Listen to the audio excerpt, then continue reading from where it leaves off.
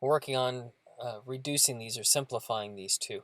In order to do so, what we're going to have to do first is we're going to have to factor the top and the bottom, the numerator and the denominator. So let's look at this numerator first, this one on top. In order to do this one, the very first thing we're going to do is we're going to write 7y. Now, we know that this is, we're not going to fill out this part yet, we're going to fill it out in a moment, but we know that this is wrong because 7y times 7y gives me 49y squared. So that won't work. We've got too many in there. We're going to have to back that out later on. I'll show you how we'll do that in a moment.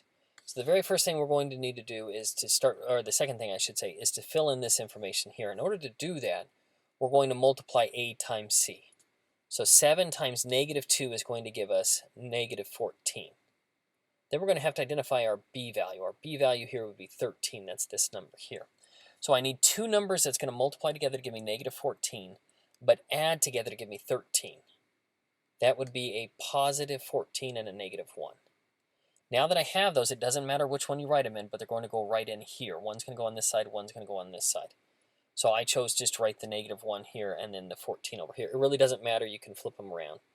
Now that we've done that, we've got, again, we have too many because remember, 7y times 7y gives me 49y squared. So we know this is wrong to start.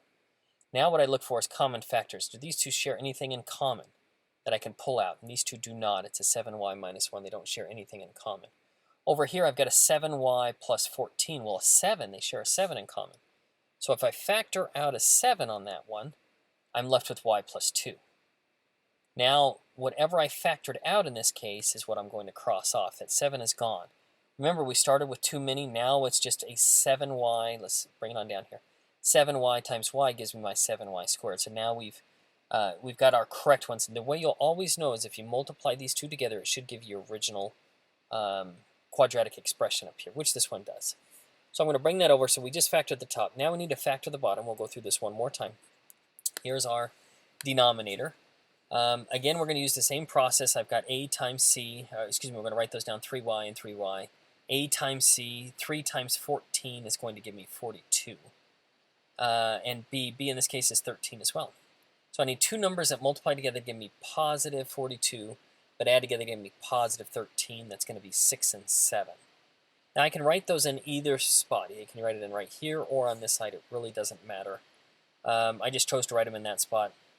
Common factors, I've got a 3y plus 7. They don't share anything in common. Over here, I've got a 3y plus 6. That shares a 3 in common, so I'm going to pull out my 3. That leaves me with a y plus 2. Again, that 3 that I pulled out, I'm going to cross off, and I'm left with 3y plus 7 and y plus 2. So now I've got that on bottom. Now I've got these two factored as much as I possibly can. Now I notice quickly here that I've got a y plus 2 on top and a y plus 2 on bottom. I can cross both of those off. As long as I'm crossing off the entire quantity, I can cross both of those off. That leaves me with my answer of 7y minus 1 over 3y plus 7. And this would be my final answer here. So you've got to factor them both first, then see if you can cross something off on top and bottom, and then that will leave you with what you're left with.